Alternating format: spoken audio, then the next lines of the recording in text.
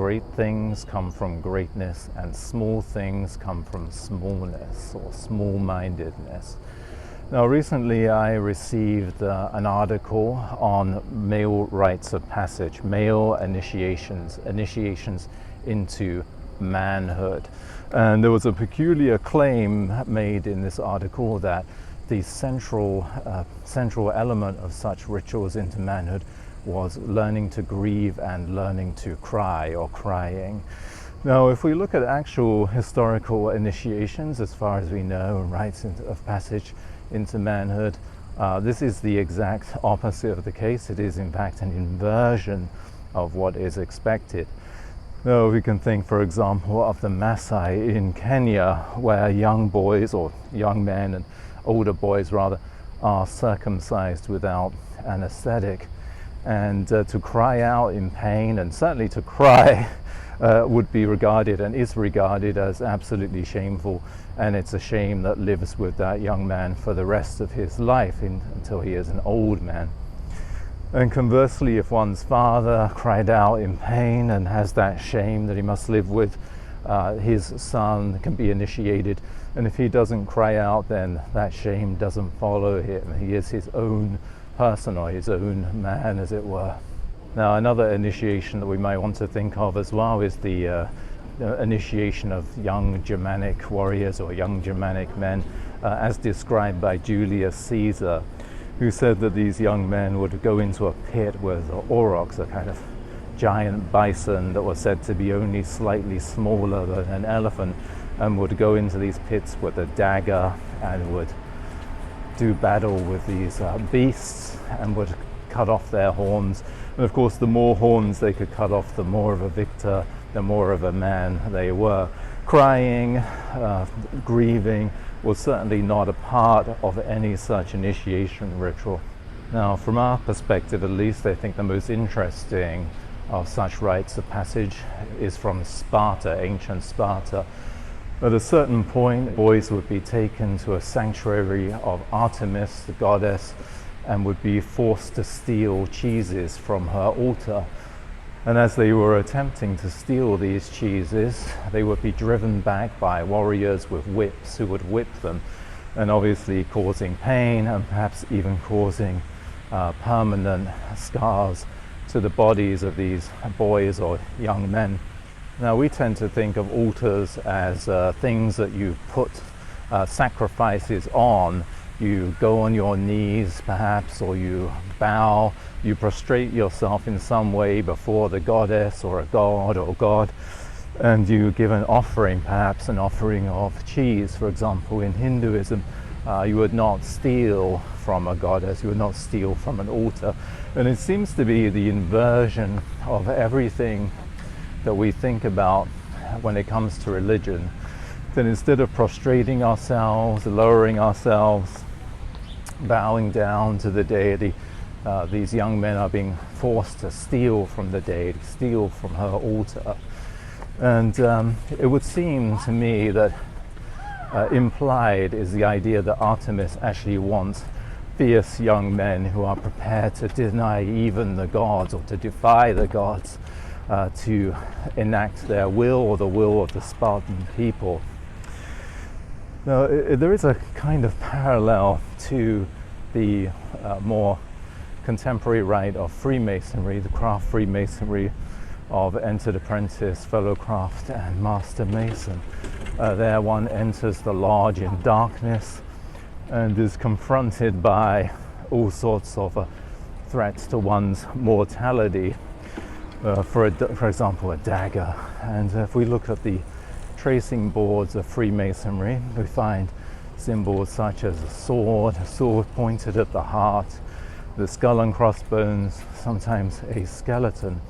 And it is as if the modern Mason is pushing through danger, pushing through into and through the darkness towards the deity itself, so that Spartan boys will be pushing through toward Artemis, or at least toward her altar, and being whipped and held back by these warriors who are whipping them and causing pain.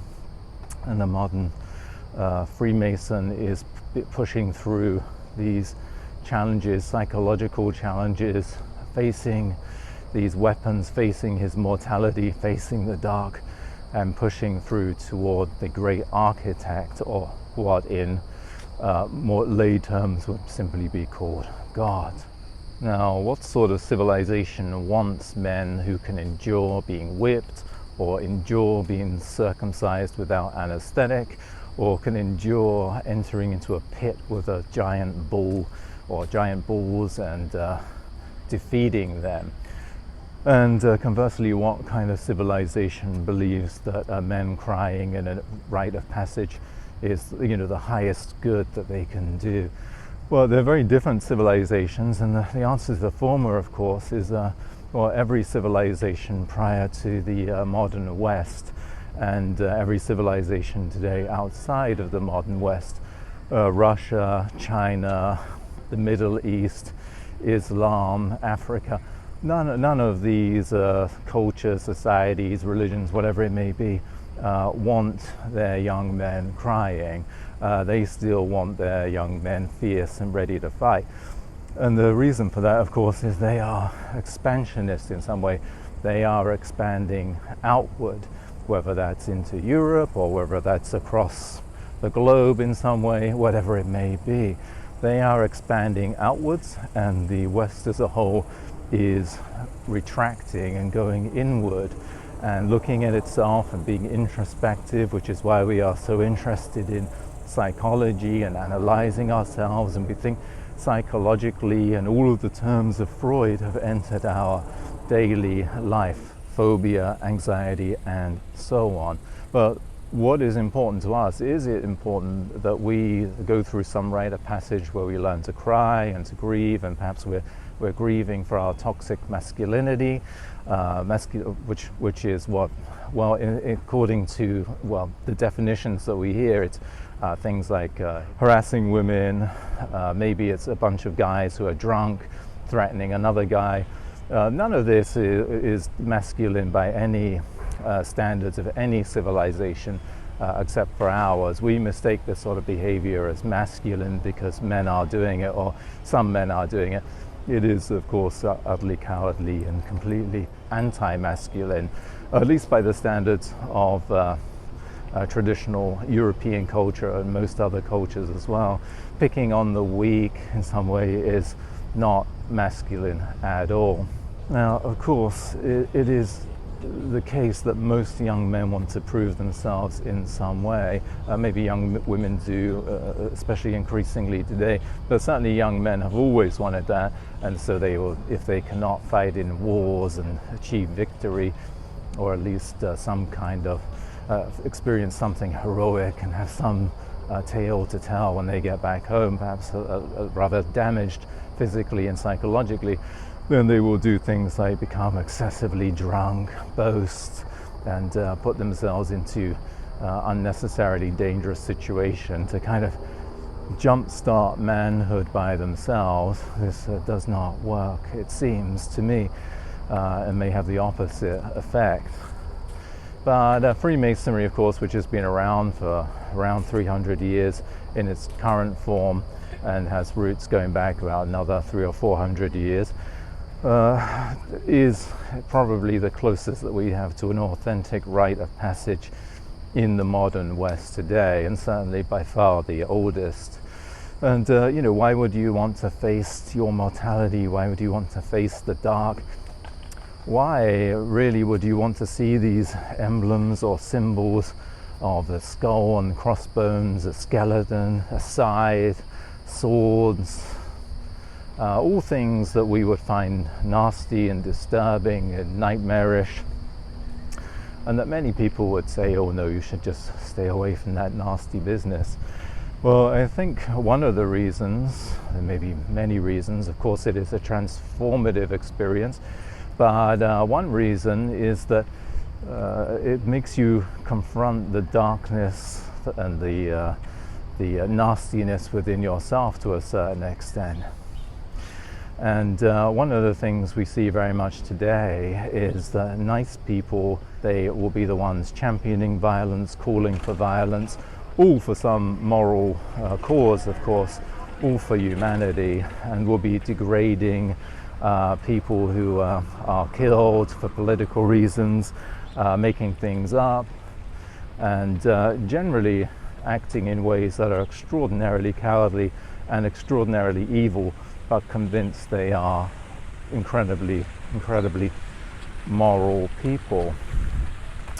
And when you enter into the dark and you confront your mortality, and with that, joined with that, of course, there is a sense and even a requirement to be loyal and to be noble in society, and to just do your best and to not be interfering with other people's business, and not thinking that you can improve the world, but simply try to improve yourself. When you do that, you realize that you're probably not a terribly good person, but that is quite okay, because you are improving yourself and working on your own shortcomings, and do not get involved in endorsing violence, or do not get involved in moralizing about other people, do not get involved in hating other people.